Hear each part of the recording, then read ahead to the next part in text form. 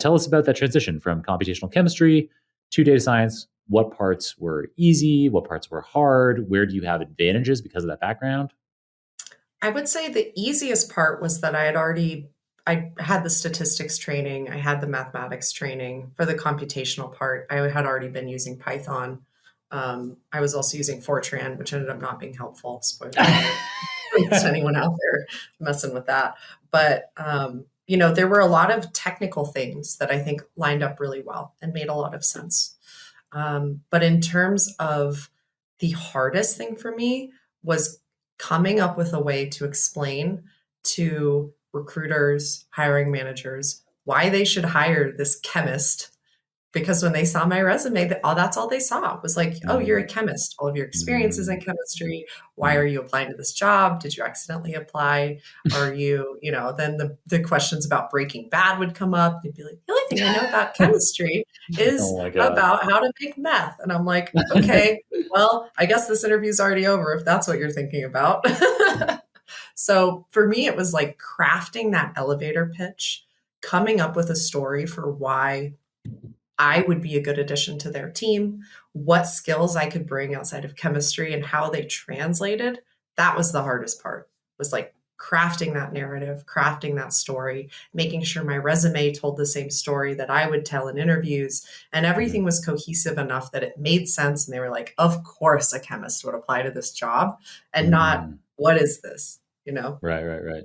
So would that kind of be your general guidance to people moving from a hard quantitative science? I mean, it seems crazy to me if it's a computational chemistry, that seems like really obviously related to what we do in data science. But like, do you have advice for people coming from quantitative sciences, hard sciences? I guess that would be it, to make sure that you craft your resume in a way so that the story arc is clear to the interviewer just from glancing at your resume, that even though your degree says chemistry in the title, that throughout that degree, you were learning how to apply quantitative methods computationally, Yes. which, guess what, is data science. Exactly. Yep. I would say that's the best thing you can do, right? And get a second, a third, a fourth opinion on your resume. If someone looks at it and is like, yeah, I still kind of don't know what some of these key words mean. Like, as a chemist, why are you still referencing like ultraviolet radiation? Take the Right. things off your resume that you think tell the story of who you were in your old field and tailor it to the new one. And this can be really hard for people. And I get it because Yeah, you I publish wouldn't say publish all these yeah, I papers and wasn't you're like an really proud of expert them. Yeah. exactly, but I was more of an expert than most people in my area. And moving to an entirely new career meant I had to let that go and I had to start over. And I couldn't hold on to that and try to convince people of my expertise in the way I was used to. I had to switch and completely change the language I used and start over as a newbie. And it was really hard. Um, and I think of this, it's not really related at all, but it makes me think of one of my really good friends.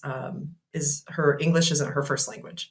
And she said to me once, it was so funny, that sometimes she feels like she just wants to say to people, you have no idea how smart I am in Spanish.